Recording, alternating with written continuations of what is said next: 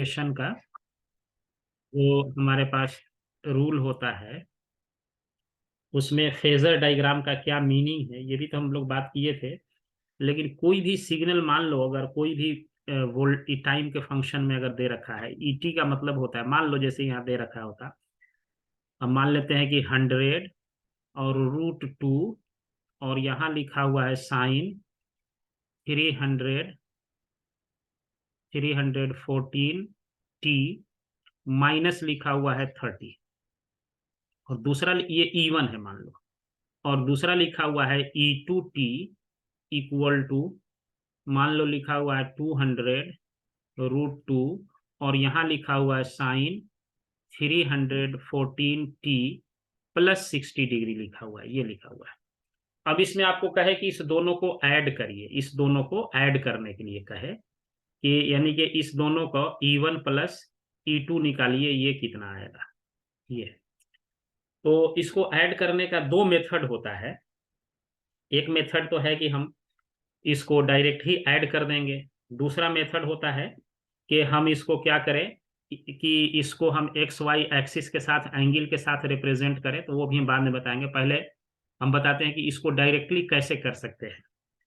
तो इसमें देखो क्या होता है कि ये वाला जो आपका पोर्शन है, ये कौन सा वैल्यू है, ये इसका मैक्सिमम वैल्यू है E1 का, और ये E2 का मैक्सिमम वैल्यू है, ये मैक्सिमम वैल्यू है इसका। यानी कि E1 का मैक्सिमम वैल्यू हो गया आपका 100 √2। तो E1 का RMS वैल्यू निकाल लेंगे, वो RMS क्या होता है, मैक्सिमम बाई √2 होता है, तो इसको √2 से डिवाइड कर देंगे तो 100 आ जाएगा। उसी तरह से E2 का RMS वैल्यू जो होगा वो हो जाएगा 200 हो जाएगा।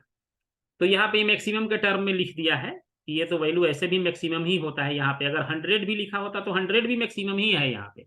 अगर ये इक्वेशन ऐसे नहीं लिख के, अगर ये लिख देता 100 साइन ω t -30 लिख देता, तो ये वाला वैल्यू जो है अभी भी ये मैक्सिमम ही है यहाँ पे। अब इसको जो E1 का जो रिप्रेजेंटेशन है, हम इस E1 को ऐसे भी लिख सकते हैं, E1t को जो लिख सकते हैं वो हमारा सिंपली क्या होता है, ये वाला जो मैग्नीट्यूड है ना 100 √2, और एंगल यहाँ -30 डिग्री लिख देंगे। इसका फिजिकल मीनिंग समझना क्या होता है। 100 √2 ये मैग्नीट्यूड हो गया, और ये एंगल हो गया, माइनस यहाँ लिखा हुआ है तो -30 लिख देंगे। ये देखो ये 314 यहाँ भी है, 314 यहाँ भी है। यानी अगर हम ओमेगा टी इस रिलेशन से ओमेगा टी के जगह कंपेयर करें तो ओमेगा है 314 हो गया ये। तो ये दोनों, पहला कंडीशन है कि ये वाला वैल्यू और ये वाला वैल्यू मस्ट बी सेम, तभी हम ये रिलेशन जो लिखने जा रहे हैं ये लिख सकते हैं, वरना नहीं लिख सकते हैं। ये वाला हमारा 314 यहाँ भी हो तो यहाँ भी हो, यहाँ ओमेगा हो तो यहाँ भी ओमेगा ही हो, तभी जो है कि लिख सकते हैं। दूसरा लिख सकते हैं कि E2t के लिए फिर उसी तरह से लिख देंगे 200 √2, और एंगल यहां लिख देंगे 60 डिग्री। ये रिलेशन ऐसे लिखो या ऐसे लिखो एक ही चीज है। E2 को इस तरह से लिखो या इस तरह से लिखो, दोनों एक ही चीज है, दोनों बिल्कुल आइडेंटिकल चीज है। यहाँ कॉस भी हो सकता है तो यहाँ भी कॉस ही चाहिए, यहाँ साइन हो तो यहाँ भी साइन ही चाहिए, ये दोनों सेम होना चाहिए ये और ये, तभी ये लिख सकते हैं। कंडीशन यही है कि ये साइन और ये साइन रहना चाहिए, या कोसाइन हो तो ये भी कोसाइन हो, तब हम ऐसा लिख सकते हैं, वरना नहीं लिख सकते हैं। ये ध्यान रखने वाला बात बस एक ही है कि यहाँ साइन है तो ये भी साइन ही है, तभी ये लिख सकते हैं। ये एंगल 60 डिग्री यहाँ लिख दिए, यहाँ 30 डिग्री। और अगर ऐसा नहीं है, ये कॉस में है, तो इसको साइन में कन्वर्ट करना पड़ेगा। अगर यही चीज यहाँ पे मान लो इस तरह से रहता, ये हम ये तो अब इसका हो गया। अगर मान लो हमारे पास E3t कुछ रहता, मान लो E3t, अगर ऐसा होता ये 200 मान लो, और ये रहता कॉस 314t प्लस 60 रहता अगर ये, तो हमको क्या करना पड़ेगा, पहले इसको साइन में कन्वर्ट करना पड़ेगा, तभी जाकर के हम E1 प्लस E3 को ऐड कर सकते हैं। अगर E1 और E3 को ऐड करना हो तो दोनों का फंक्शन या तो साइन हो या कोसाइन हो, दोनों सेम होना चाहिए, कंडीशन नंबर 1। कंडीशन नंबर 2 की ये फ्रीक्वेंसी जो है और ये फ्रीक्वेंसी जो है मस्ट बी सेम, तभी जो है ये रिलेशन हम लिख सकते हैं, वरना नहीं लिख सकते हैं। इसी चीज का ये दूसरा रिप्रेजेंटेशन है दोनों एक ही चीज, समझ लो, ये ऐसे रिप्रेजेंट करो या ऐसे करो, दोनों है एक ही चीज, लेकिन कंडीशन ये है कि ये साइन है तो ये भी साइन हो, फ्रीक्वेंसी दोनों की सेम हो, तभी इस एंगल के फॉर्म में हम ऐसे लिख सकते हैं। अब इसको साइन में तो कन्वर्ट कर ही सकते हैं ना, ये हो गया 200। अब इसको लिखो साइन 90 माइनस 314t प्लस 60, ये ऐसा रहेगा, तो ये हम इसको ऐसे भी लिख सकते हैं, साइन 90 माइनस थीटा फिर कॉस थीटा, यही हो जाता। अब इसको क्या करते हैं हम, इसको अगर हम थोड़ा और मॉडिफाई करते तो 200 लिखते, और यहां से -30 हो जाएगा, ये 60 हो जाएगा, तो ये 30 पहुंच जाएगा, ये 30 यहाँ क्या रहेगा, पॉजिटिव रहेगा, ये हो गया निगेटिव, तो इसको हम लिखेंगे साइन 30 माइनस 314t हो जाएगा ये। अब इसको और थोड़ा सा मॉडिफाई कर लेते हैं, इसको मॉडिफाई करने का मतलब है पहले ओमेगा टी हमको आना चाहिए ना, तो माइनस कॉमन ले लो, तो माइनस कॉमन लेंगे तो साइन में माइनस कॉमन ले लेते हैं, तो ये माइनस बाहर आ जाएगा, 314t माइनस हो गया 30 डिग्री, ये हो गया। अब देखो ये भी साइन में हो गया, और E1 भी हमारा क्या है, साइन में ही है, तो अब E3 को हम ऐसे भी लिख सकते हैं, E3t इक्वल टू लिख सकते हैं इसका, मैं देखो ये -200 यहां लिख देंगे, और एंगल -30 डिग्री लिख दो, बस हो गया, यही ये लिखो या ये लिखो, दोनों एक ही तरह का रिप्रेजेंटेशन है, ये रिप्रेजेंटेशन ये और ये दोनों आइडेंटिकल है। तो अब इसको, अब देखो ऐड करने में कैसे करेंगे, इसका क्या मीनिंग है, इसका फिजिकल मीनिंग क्या है, इस इक्वेशन का E1 का एंड E2 का फिजिकल मीनिंग क्या है, इसको हम यहां देखते हैं कि क्या मीनिंग है। इस दोनों E1 का मैग्नीट्यूड है कितना, ये भी यहाँ मैग्नीट्यूड ही है, ये देखो ये 100√2 है मैग्नीट्यूड है, ये 200√2 भी इसका मैग्नीट्यूड ही है। तो इसको अगर हम दो तरह से तुमको सॉल्व करना सिखाते हैं इसको। हमारे पास जो आया है अभी हम लिख देते हैं E1t इक्वल टू हो गया कितना है, 100√2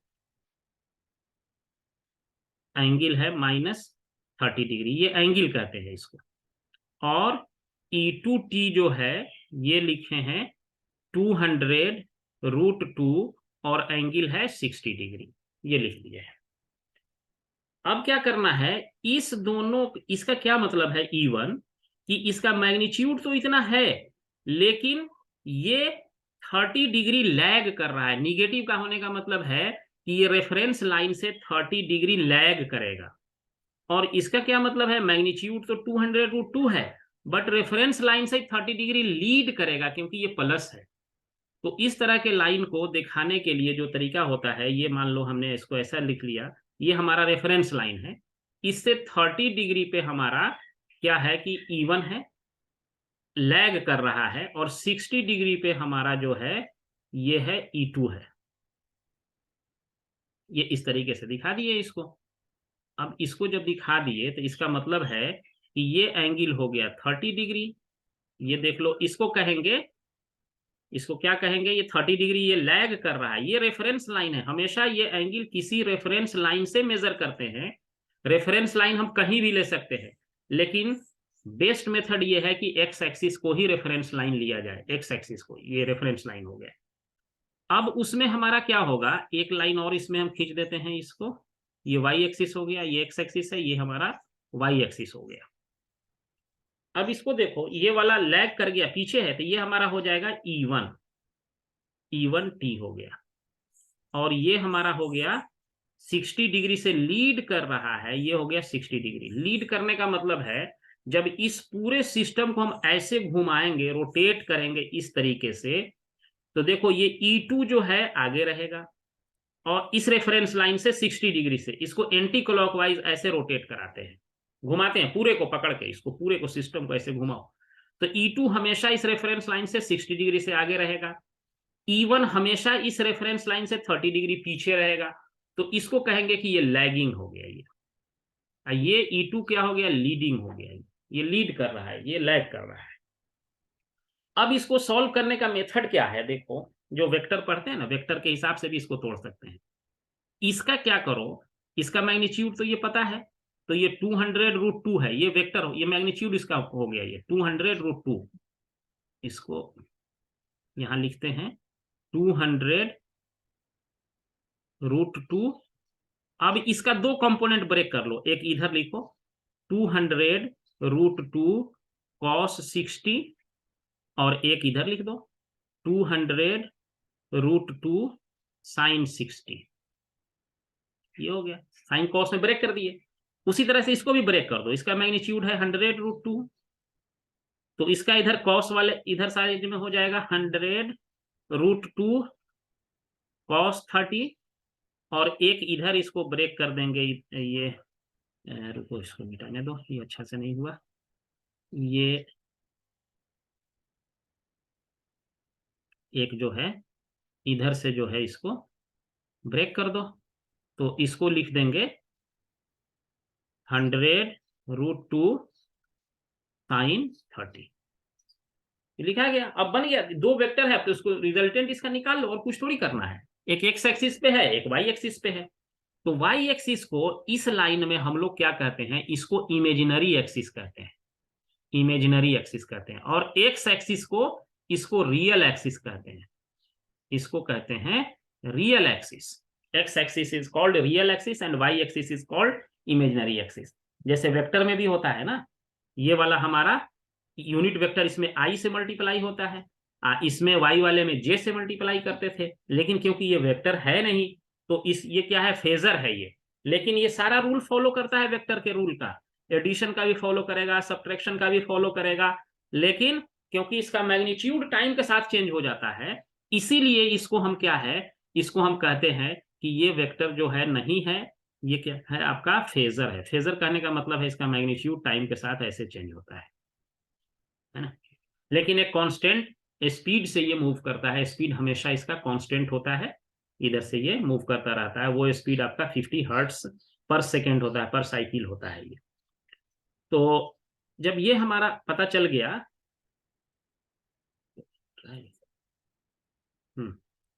तो अब देखिए इसमें क्या होगा, इसको ब्रेक कर सकते हैं। अब जे एक्सिस के तरफ देखो, टोटल हम लिख सकते हैं Y component, total Y component लिख दो सिंपली। तो ये ऊपर के तरफ है 200√2 sin 60, ऊपर के तरफ ये है, तो प्लस जे यहां पहले लगाते हैं, जे पॉजिटिव हो गया, ऊपर के तरफ है। उसके बाद ये नीचे है, तो माइनस कर देंगे जे 100√2 sin 30 हो गया, ये नीचे की तरफ था तो माइनस हो गया, जे कंपोनेंट टोटल निकल गया। अब इसको हम सॉल्व भी कर सकते हैं, चाहे जितना √3/2 आएगा, तो ये इसको अब सॉल्व कर लेना, सॉल्व तो कर सकते हैं इसको। उसी तरह से अब लिखेंगे total x component, x component, x component लिखेंगे, इसको हम कह देते हैं इसका ई वाई कर देते हैं, ये वाई कंपोनेंट है। उसी तरह से हम इसका एक्स कंपोनेंट निकाल लेते हैं, ई एक्स, दोनों सेम डायरेक्शन में जा रहा है, इसमें 200√2 cos 60 प्लस 100√2 cos 30। अब इसमें आई वाई नहीं लगता है, इसमें ये रियल एक्सिस है, इसमें कुछ भी ना जे होगा ना, जे का मतलब है 90 डिग्री फेज शिफ्ट हुआ है इस यहां से, तो जे वाला वाई एक्सिस वाला हो गया। अब इस दोनों को भी हम क्या कर सकते हैं, ऐड कर सकते हैं ना, इन दोनों को, इसको और इस दोनों को हम ऐड कर सकते हैं।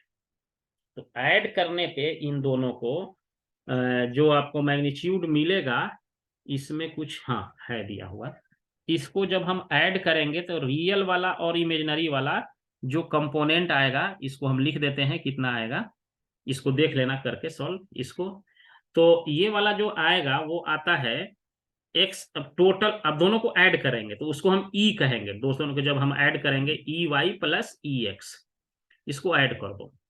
तो पहले हम इसको लिखते हैं, रियल वाला पार्ट लिखने का पहले मेथड होता है, पहले रियल वाला लिख दिया जाए, तो ये आ रहा है -13.4, और ये आ गया, चेक कर लेना, लेकिन हमको इसको हम चेक नहीं किए हैं, इस आंसर को चेक कर लेना, इस वाले वैल्यू को, ये आएगा लेकिन नहीं, माइनस तो आ ही नहीं रहा है, तो प्लस हो जाएगा ना, ये माइनस नहीं होगा, ये गलत लिख रहे हैं, ये इसमें कुछ और है। तो इसको कुछ ऐड करेंगे, मान लो कुछ, इसको ऐड करने पे सपोज करो कि ये हमारा x आ जाता मान लो, और इसको हम सॉल्व करके लिखते तो उसको हम लिख देते j और y लिख देते, इसको ये लिख देते हैं। ये दो कंपोनेंट था, इसको हम लोग कहते हैं रियल और इसको कहते हैं कोफिशिएंट ऑफ इमेजिनरी।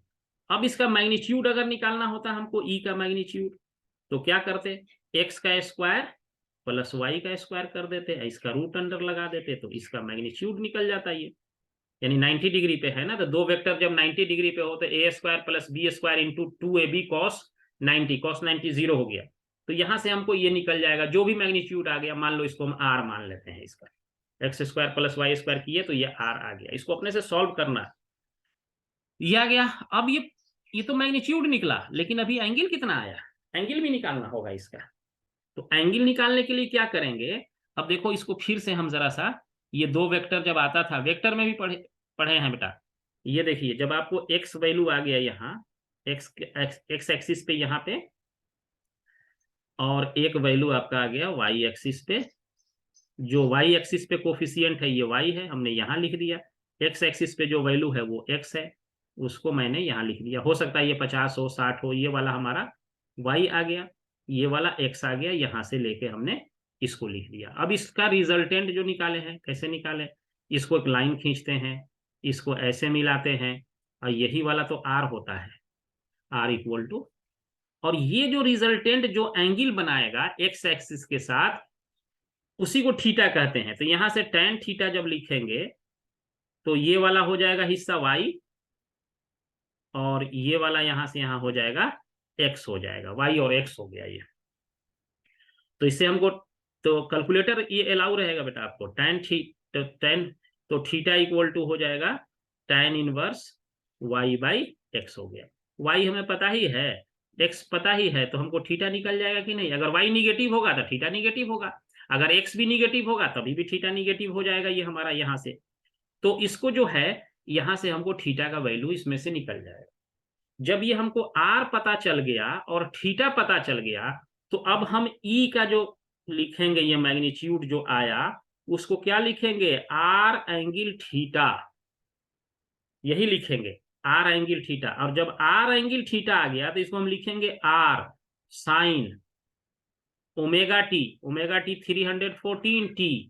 अगर ये प्लस आया है तो यहाँ पे प्लस थीटा लिख देंगे, अगर ये माइनस आएगा तो यहाँ पे माइनस लिख देंगे। यही हमारा दोनों वेक्टर को ऐड करके ये वाला निकल के आएगा, दो चीज को जब हम ऐड करेंगे E1 और E2 को, तो ये वाला निकल के हमारा आएगा।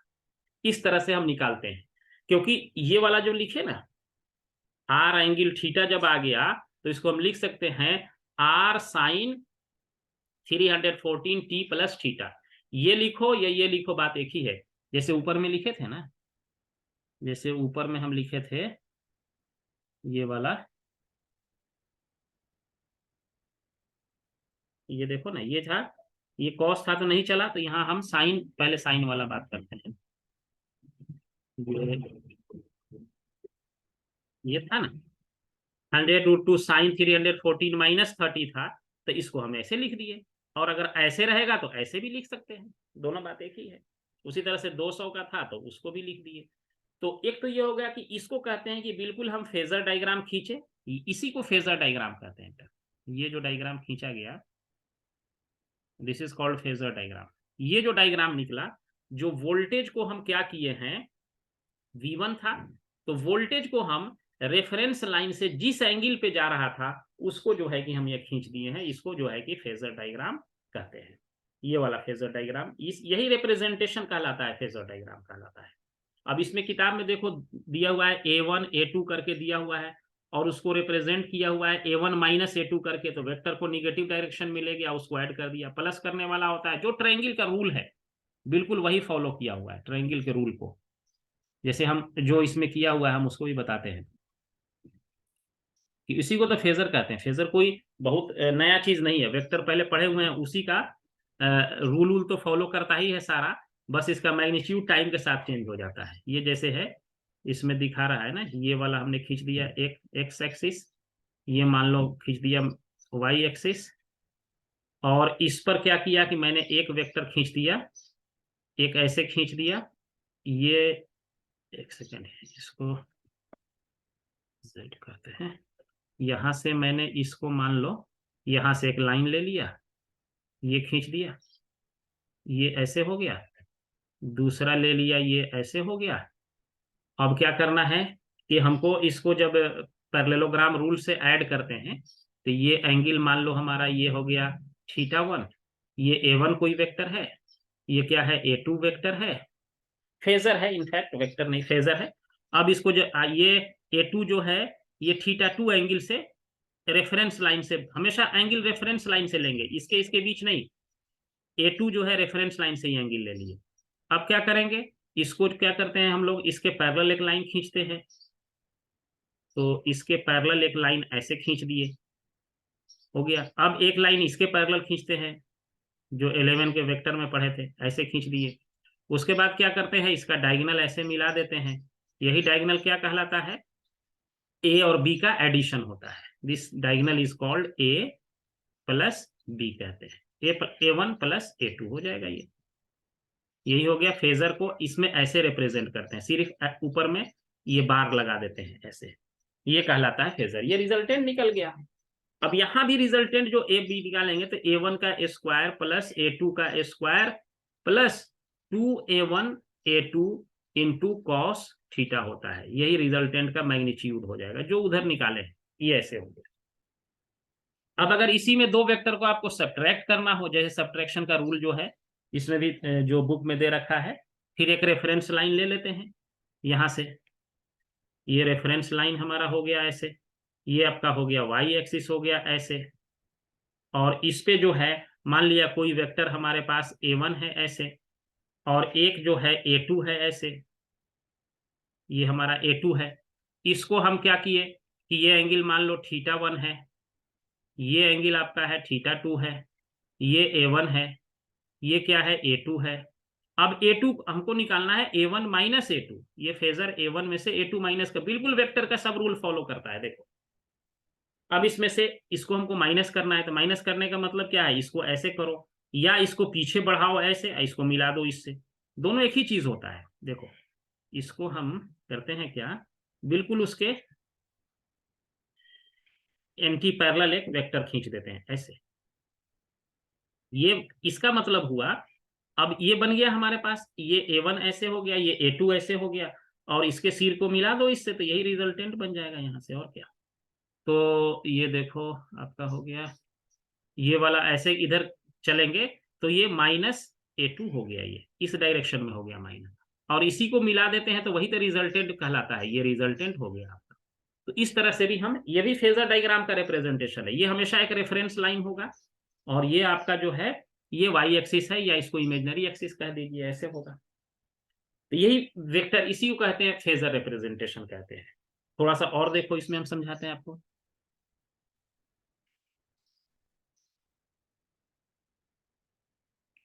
तो अब जो है इसको समझाते हैं। एक मिनट रुको, इसको फिर से हम ज्वाइन कराते हैं।